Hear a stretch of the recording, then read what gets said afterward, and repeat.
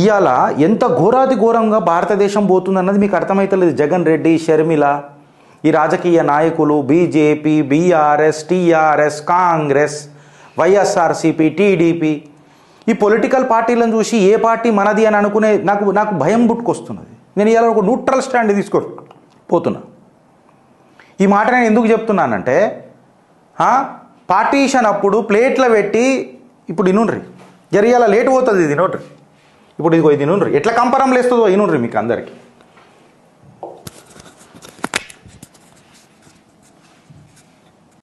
India को तो democratic country बनाए, लेकिन हमारे जो मुसलमान थे उनने जो मुस्लिम पर्सनल लॉ बोर्ड कायम किया, ये एक फिनोमिनल है. तो इसलिए कोई भी गैर मुस्लिम कंट्री दुनिया की है, India is one of the best और दी बेस्ट कुड से, क्योंकि मुस्लिम पर्सनल लॉ बोर्ड है. वक्फ की प्रॉपर्टी जो है, जो मुसलमान ने ड्राफ्ट किए कॉन्स्टिट्यूशन में, ये वक्फ के जो पॉइंट्स है is better than many of the Muslim countries. Muslim country के जो वक्फ के पॉइंट्स है वो इंडियन वक्फ बोर्ड और पावरफुल है, इतना महफूज किया गया है. ఆయన ఏమంటాడు, మన జకీర్ నాయక్ ఏమంటాడు, ఇండియాలో ఇప్పుడు ఏదైతే వక్ఫ్ బోర్డు పెట్టినాం కదా, 17 దేశాలలో లేని, అసలు 56 దేశాలలో లేని మన దగ్గర ఉన్నది. సరే ఉన్నకాడికి తీసుకున్నా, ముస్లింలకు అత్యంత సేఫ్ ప్లేస్ ప్రపంచం లేదని ఉన్నది అని అంటే అది భారతదేశం అంటాడు. నేనంటలేను రై, జకీర్ నాయక్ అంటాడు. ఎవడన్నా ఇంటాలరెన్స్ అయింది ముస్లింకే జిందగీ ఖతరేమే అంటే చెప్పు, మళ్ళీ మన బూతులు వస్తాయి చెప్తున్నా. తువల్ల మరత పెట్టి ఒక్కొక్కని ఇక చెప్తున్నా నేను. సిగ్గులు సరే, జకీర్ నాయక్ చెప్పిండు అత్యంత సేఫ్ ప్లేస్ ఏది, భారతదేశం. ఎందుకు? మేము ఒక వక్ఫ్ తీసుకొచ్చినాము, మాకు వేరే దేశాలలో ఎక్కడింత ఫెసిలిటీ లేదు, మాకు అంత పవర్ ఉన్నది ఇక్కడ. ఆయన ఏమంటున్నాడు, ఇంకా ఆడికి ఆగలే, ఆయన ఏమంటున్నాడంటే ఆల్ ఇండియా పర్సనల్ లా బోర్డు ఎవరికైనా ఉన్నదా అంటే మాకు భారతదేశంలో ఉన్నది, షరియాలా మాకు ఇక్కడ ఉన్నది, మాకు ముస్లిం స్టేట్స్లో కూడా అంత ఫ్రీడమ్ లేదని చెప్తున్నాడు. మనల్ని పరిపాలించిన మళ్ళీ ఢోంగ్ సర్కారు ఉండే కదా కాంగ్రెస్ దియాలని అడుగుతున్నా, ఏం చెప్తారు రా భయ్? అమెరికాలో పోయి మాట్లాడతారు కదా, మైనారిటీలు ఖతరేమన్నారు, మైనారిటీ చెప్తున్నాడు. ఈ మైనారిటీ అత్యంత సేఫ్ ప్లేస్ భారతదేశం అని. ఈ వక్ఫ్ మీద మాట్లాడితే ఎంత పెద్ద లొల్లి అవుతుంది తెలుసా దేశంలో. మళ్ళీ ఢిల్లీలో ఉన్న ప్రాచీన పురాతన దేవాలయాలను వక్ఫ్లకు గుంజుకుంటున్నారు. ఆర్కియలాజికల్ సర్వేల మీద రిపోర్ట్ ఇచ్చింది, వీళ్ళు మా ప్రాసెస్లో కూడా ఇన్వాల్వ్ అవుతున్నారని. నిన్న పస్మందా ముస్లిమ్స్లు కూడా చాలామంది వక్ఫ్ amendment bill Bharatiya Janata party తీసుకొచ్చిన దానికి మద్దతు తెలిపింది ఫ్రెండ్స్. ఆల్ ఇండియా పర్సనల్ లా బోర్డు అయితే ఇది ఇస్లాంకి అగేన్స్ట్, అది అగేన్స్ట్, ఇది అగేన్స్ట్, మేము సేవ చేస్తామని. ప్రాబ్లం ఏడొస్తుందంటే ఇప్పుడు ప్రాబ్లం ఏడొస్తుందంటే ఈడికేం స్టార్ట్ అవుతుంది చిట్టా నంబర్ 2 ఈ జకీర్ నాయక్ గాంధీ చెప్పిన తర్వాత. ప్రాబ్లం ఏడొస్తుంది అని అంటే ఆ జిన్నానికి పోయి ప్లేట్లో పెట్టించినాం మనం ఇస్లామాబాద్ తయారు చేసుకోనికే, ఒక్కొన్ని ప్రధానమంత్రిని చేయనీకే దేశాన్ని విడగొట్టిన చరిత్ర యాంటీ హిందూ నరేటివ్ కాదా? ఒక చెంప కొడితే ఇంకా చెంప కొట్టుర్రి, ముస్లింలు చంపితే హిందువులు చచ్చిపోన్రి అని చెప్పిన Mahatma Gandhi statement anti Hindu sentiment కాదా, నరేటివ్ కాదా అని అడుగుతున్నా. అరే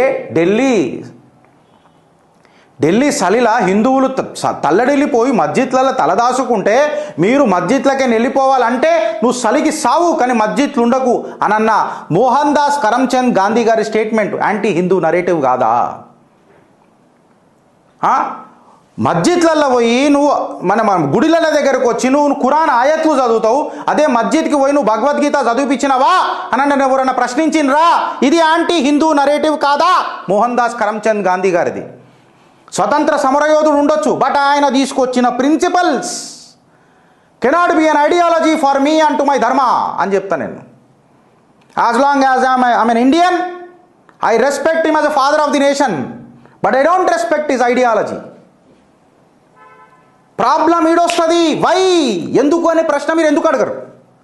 ఇప్పుడు నేను గట్టిగా అరుస్తున్నంత మాత్రాన ఏమో అవుతుందని నన్ను అంటలేను, మీ నెత్తిలకు ఎప్పుడు ఎక్కుతుంది నన్ను అడుగుతున్నా. టీటీడీ సొక్కమైంది కాదు, చంద్రబాబు నాయుడు గారికి ఇట్లా చేసిరు, జగన్మోహన్ రెడ్డికి ఇట్లా చేసిండు, భారతీయ జనతా పార్టీకి ఇట్లా చేసింది, కాంగ్రెస్కి ఇట్లా చేసింది, మళ్ళీ నువ్వేం పిక్కట్టలు కట్టినావు అని అడుగుతున్నా మిమ్మల్ని అందరినీ. అందులో నేను కూడా ఉన్నా, నా కుటుంబం కూడా ఉంటుంది ఖచ్చితంగా. మీరు చేసినప్పుడు సంసారం ఎట్లయితుంది అని అంటున్నా, వేరే వాళ్ళు చేస్తే వ్యభిచారం ఎట్లయితుంది అని అంటున్నా. మీరెప్పుడైనా దేశం కోసం 2 గంటలు ఆలోచించి రానంటున్నా. ఈ జకీర్ నాయక్ లాంటోడు ఇవాళ వచ్చి మాట్లాడతాడు అని అంటున్నా మిమ్మల్ని. అరే ఈ భారతదేశం ఎట్లాంటిదని అంటే బుల్లెట్ని ఇట్లా తీసి బుల్లెట్లో పెట్టి కొట్టాలంటే మంగల్ పాండే అసుంటే ఆయన ప్రాణం త్యాగం చేసిండు ఈ దేశాని కోసం, నా ధర్మం కోసం. నా ప్రాణం పోయినా సరే అక్కడికేరి మొదలైన ఈ స్వతంత్ర ఏమంటారు ఉద్యమంలా కేవలం కొంతమంది రాజకీయ నాయకులు ఫ్రీడమ్ ఫైటర్లు అయిపోయినారండి. ఎవరెవరైతే మొత్తము వాళ్ళు రెవల్యూషనరీస్ ఉండనో వాళ్ళని యాంటీ ఇండియన్స్ లెక్క ట్రీట్ చేసి వార్ క్రిమినల్స్లను చేసేసినారండి. రాజకీయ నాయకులు ఇలా స్వతంత్ర సమరయోధులు ఎట్లయినరండి? ప్రజలను ప్రజల లెక్కని చూడకుండా మైనారిటీ అపీజ్మెంట్ చేసేటోడు ఎవరైతారు నాయకుడు అని అంటున్నా. నా తండ్రి నా ఇద్దరు పిల్లలని ఆయన తన ఇద్దరు పిల్లలని చల్లగా చూసుకోవాలని చూస్తాడు. ఆయన తండ్రి అవుతాడు. ఒకడు కొడితే ఒకడు పడాలా, ఒకడు సంపుతే ఒకడు సావాలన్నోడు తండ్రి ఎట్లయితాడు అని అంటున్నా. ఇలా మనం పెద్ద పెద్ద స్లోగన్లు మాట్లాడుతున్నాం. ప్రాబ్లం ఈడనే వస్తుంది హిందూతోని. ఏందనంటే పోస్ట్ మార్టం చేసినాక మనం డిసైడ్ చేస్తాం ఏం చెయ్యాలి అని. అప్పుడు ఇంట్లలో గుసాంచి సంపుదామా లేకపోతే గజ్జె घर में घुस के पाकिस्तान में हम మాట్లాడతాం. बट घर में घुसने का नौबत क्यों आने देना है, पहले ही वो कीड़ा को खत्म कर देंगे ना అంట నేను. Where is our foreign diplomacy అని మాట్లాడితే ఇలా టీటీడీలో ఇవాళ మనకు పంది మాంసము ఆయిల్ దొరికింది అని చెప్పి లొల్లి పెడుతున్నాం కదా. దీనికంటే ముందు మనం ఏం చర్యలు తీసుకున్నాము అని అంటున్నా. వెనుకటికి రాళ్ళు గీళ్ళు అని మాట్లాడినావు కదా జగన్మయ్య, మళ్ళీ ఏం చర్యలు తీసుకున్నావు 5 సంవత్సరాలలో? కెంపులు పోయినాయని అన్నావు కదా, మళ్ళీ కెంపులు పోతే నీకు ఏమైందని అంటున్నా. మళ్ళీ ఎందుకు పట్టుకోలే అని చెప్తున్నా. ఇలా పవన్ కళ్యాణ్ గారు ఒక పిలిపించిండ్రు, ధర్మరక్షణ బోర్డు అని ఒకటి స్టార్ట్ చేయాలా అని చెప్తున్నారు. బోర్డు పెట్టడంలో ప్రాబ్లం కాదు పవన్ అన్న, దానికి ఎవరు నేతృత్వం వహిస్తారు అని అనేది సమస్య. టీటీడీ అంత పెద్ద బోర్డు ఆ స్వామి సేవకు 4 ఆవులను పెంచి ఆ ఆవుల నుంచి నెయ్యిని మేమే తయారు చేసుకుంటాం, నాణ్యమైన నెయ్యిని ఆ స్వామికి అందజేస్తాం అన్న ఇంకిత జ్ఞానం లేనప్పుడు ఎందుకన్నా ఆ బోర్డు? అసలు ఒక మాట అడుగుతా, జగన్మాయి వచ్చిన తర్వాత నువ్వు 50 రూపాయలు పెట్టి ఎన్నెన్న టికెట్లు లడ్లు కొనుక్కోని అన్నట్టు చెప్తున్నారు. తిరుమల డైరెక్ట్ దొరుకుతున్నాయి లడ్లు. నీకు 25 కావాలా చెప్పు, 50 రూపాయల లెక్క నీకు లడ్డు దొరుకుతాయి. ఇంత పెద్ద లడ్డు కావాలా మస్తు దొరుకుతాయి. నాకు గంపలు తెచ్చిచ్చిన వాళ్ళు కూడా ఉన్నారు. నేను పోయినప్పుడు కూడా నాకు ఇచ్చిన వాళ్ళు ఉన్నారు. అసలు ప్రసాదంలోకి ఇరు కదరా బాయ్. ఆ బ్లాక్లో కొనుక్కుంటున్నారు, పండితులు సంపాదించుకుంటున్నారు. స్ట్రిక్ట్గా పెట్టురు కదా విజిలెన్స్. అది చేత కాదు. రూల్ తీసుకురావాలా, రూల్ బ్రేక్ చేసినప్పుడు లంచం తినాలా. ఇది పొలిటికల్ దందా లంక బిందెల కోసం. నేను ఇలా న్యాయమూర్తులకు పిలుపులిస్తున్న పాదాభివందనం చేసుకుంటా. రామ్దేవ్ బాబా కేసులా మనము చాలా గంభీరంగా ప్రశ్నించినాం కదా. ఈ కేసు సువోమోటోగా తీసుకునే దమ్ము ధైర్యం కోట్లకు ఉన్నాయా? మళ్ళీ ఇది ఎంతోమంది హిందూ మనోభావజాలాలకు ఒక ఇలా ఏం మాట్లాడాలి సార్ నేను అడుగుతున్నా. ఆ న్యాయమూర్తులకు పాదాభివందనం చేసి చిన్న రామ్దేవ్ బాబా చేసిన అయితేనే ఆయన ఉత్కారేశ్వరు. మళ్ళీ దీన్ని ఏం చేయాలి సార్? మరణశిక్ష ఇవ్వాలనా, జీవిత ఖైదు ఇవ్వాలనా, ఏం చేయాలి అని నేను అడుగుతున్నా. అసలు నేను మిమ్మల్ని అడుగుతున్నా ఫ్రెండ్స్. ఇవ్వాలి దుర్బీన్ పెట్టుకొని చూస్తున్నాం మనం, ఎవడో ఒకడు వచ్చి మనం చేస్తాడని. కానీ మనం వద్దు. ఛత్రపతి శివాజీ సమాజంలో ఉండాలా కదే, నా ఇంట్లో ఉండొద్దు. సుభాష్ చంద్రబోస్ మన సమాజంలో ఉండాలా, నా ఇంట్లో పుట్టొద్దు. వీర్ సావర్కర్ లాంటి కొడుకు ప్రతి ఇంట్లో ఉండాలా, కానీ మన ఇంట్లో పుట్టొద్దు. హిందూ చైతన్యం గురించి మాట్లాడాలా, కానీ నేను మాట్లాడొద్దు. మాట్లాడి తింటా మామ ఫుల్ మోటివేషన్ వస్తుంది. మోటివేషన్ వస్తే ఏం చేసుకుంటావు? నువ్వు మోటివేటెడే కాకపోతే, నువ్వు మాట్లాడకపోతే. ఇలా లడ్డు తినిపించిర్రు, రేపు ఇంకోటి చదివిస్తారు 5 సార్లు కూసోబెట్టి. జరిగిన తర్వాత మనం ఆలోచిస్తాం. ఏదైతే పార్టీ హిందూ చైతన్యం కోసం ఇవాళ వచ్చిందో వాళ్ళే సబ్కా సాత్ సబ్కా వికాస్ అని అంటున్నారు.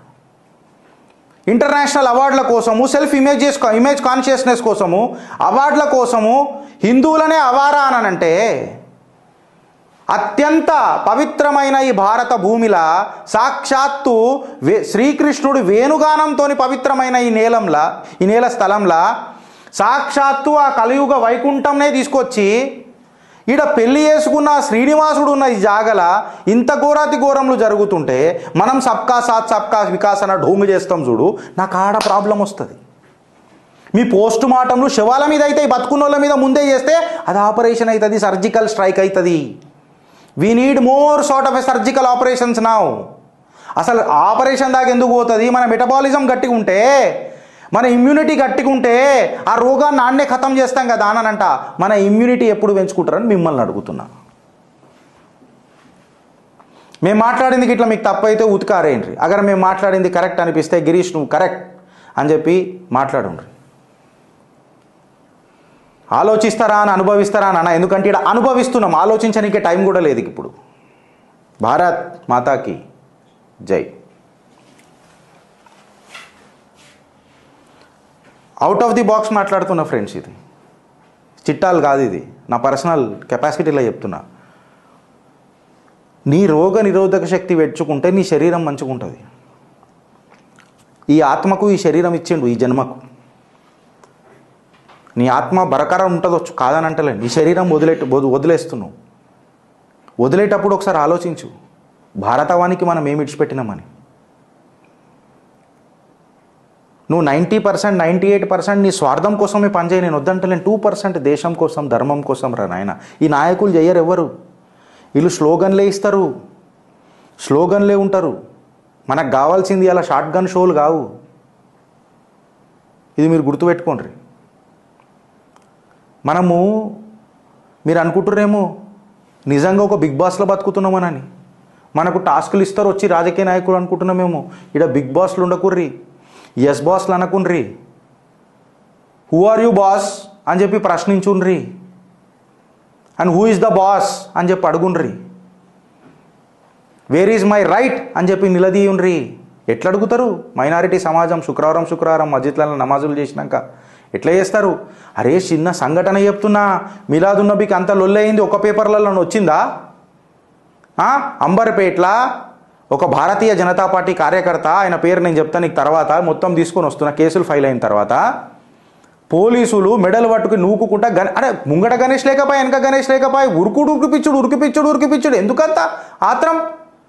మళ్ళీ మినాదున్నబి ర్యాలీలలో గోల్గా తిరుగుతుంటే పోలీసులు స్పెక్టేటర్ల లెక్క నిలబడ్డారు, ఒక్కళ్ళు మాట్లాడతలేరు. గిదా సెక్యులరిజం రేవంత్ అన్న? పోలీసు వాళ్ళు కుక్కని కొట్టిరు కదా మా కార్యకర్తని. పోలీస్ స్టేషన్లలో పెద్ద కమిషనర్ ఆఫీస్లో కూడా దాని మీద ధర్నా చేసిరు కదా మా పిల్లలు. ఎందుకు ఇంత చునకలు అని అంటున్నా. సఫారీ డ్రెస్లలో కట్టలు పట్టుకొని చాలామంది నిలబడ్డారంట. వాళ్ళు మళ్ళీ నిజంగా పోలీసులైనా లేకపోతే వెస్ట్ బెంగాల్ జగన్మాయ చేసినట్టు మీరు కూడా వాలంటీర్లను తయారు చేస్తుర్రా? ఇలా హిమాచల్ ప్రదేశ్ ఇంకా మండుతూనే ఉన్నది మోదీజీ. హిమాచల్ ప్రదేశ్ ఇంకా మండుతూనే ఉన్నది. అదేమంటుర్రు? 46 Muslim vendors with dubious Aadhaar cards, illegal mosque and more. Aadhaar కార్డులు ఎట్లొస్తున్నాయి మోదీజీ? ఓటర్ ఐడి కార్డులు ఎట్లొస్తున్నాయి? ఫేక్ ఓటర్ ఐడీలను మనం ఎందుకు తీయలేకపోతున్నాం? ఇది బేసిక్ కదా. ఒకడొచ్చి జాతి అని మాట్లాడతాడు. యాక్చువల్ భారతీయులు ఎవరు? సెటిలర్లు ఎవరు? ఎవడొచ్చి భారతదేశంలో చొరబాటుదారులు ఎవరు? గుస్పేటియా కోన్ మోదీజీ. కింది స్థాయి నాయకులకు షటాక్ దమ్ము లేదు. నిన్న తెలంగాణ మీద మాట్లాడుతున్నాయాల. 2 పోరలు ఉన్నారు ఈడ, అలా పేర్లు చెప్తున్నాయాల. ఆగాపురాల పవన్ కుమార్ అని ఒకడు ఉంటాడు. పొద్దున్న లేస్తే రాత్రి దాకా జీవితాన్ని త్యాగం చేస్తున్నాడు. ఫేక్ ఓటర్లు, ఫేక్ ఓటర్ ఐడి కార్డులు అని చెప్పి జీవితం త్యాగం చేస్తున్నాడు పవన్ కుమార్. ఆ ఓల్డ్ సిటీలో ఇంకొకడు ఉంటాడు వెంకటరమణ అని. ఈ ఫేక్ ఐడీలు ఉన్నాయి, ఫేక్ ఉన్నాయి, ఇవి ఉన్నాయి అని తీపిస్తాడు. వాళ్ళకి నాతో పడదా నచ్చదా అది సమస్య కాదు. అరే నా సోదరులు కొట్లాడుతున్నారు, భారతీయ జనతా పార్టీ కండువా మెడల్ వేసుకొని అమ్మ ఇది చేద్దాం రా నాయన అని చెప్పి తప్పిస్తున్నారు. వాళ్ళని ఎవ్వడు రికగ్నైజ్ చేయడబ్బా. అసలు మీకు తెలుసా వీళ్ళిద్దరు ఎట్లా కొట్లాడుతున్నారు? ఎలక్షన్ కమిషన్ ఆఫీసులలో వీళ్ళ కొట్లాటకు ఈ నమస్తే పెట్టాలని నేను చెప్తాను. కాళ్ళు బొక్కినా తప్పు లేదు వీళ్ళకు. వాళ్ళు నా వయసులోనే ఉంటారు. మళ్ళీ ఒకసారి వాళ్ళిద్దరిని పిలిపిస్తేడికి మేము టీఆర్పీల కోసం మాట్లాడతలేం, పని చేసేటోళ్ళ గురించి మాట్లాడుతున్నాం. Administration is economics friends. Administration perfect ఉంటే ఆర్థిక వ్యవస్థ ఆటోమేటిక్ ఉంటుంది. Systems work better than a smile అని అన్నాడు ఒకడు. సిస్టమ్లను చక్కగా చేసుకుందాం కదా. సిగ్గు తప్పిన రాజకీయాలు కండువాని వేసుకొని తాకట్టు పెట్టే దుండగులు ఉన్నారు మన దగ్గర కొంతమంది. అది తప్పని అంటున్నా. నాన్ లోకల్ ఓట్లు కావాలా? మళ్ళీ ఈ లోకల్కే సీట్లు ఇవ్వాలా? ఓడరాబోయ్ మీరంతా ఎడికెని వచ్చిర్రు నాకు అర్థం కాదు. భారత్లో ప్రతి గజం భూమి భారత్దే. లోకల్ నోన్ లోకల్ ఎవ్వరు లేరు. పాకిస్తాన్ కూడా నాదే, బంగ్లాదేశ్ కూడా ఇప్పటికీ నాదే. పాకిస్తాన్ ఆక్యుపైడ్ కాశ్మీర్ ఏంద్రా బిచ్చం వేసిర్రు వీళ్ళకి చాతగాక కాంగ్రెస్ వాళ్ళకు. అలా బిచ్చం బతుకుల కోసము అఖండ భారత్ హోగా ఆర్ తాండవ్ హోగా. నేను ఇది ఎందుకు అడుగుతానంటే, ఈ మనిషి లెటర్ రాస్తాడు. మహాత్మా గాంధీ మునిమన్మళ్లకు మునమన్లకు లెటర్ రాస్తాడు.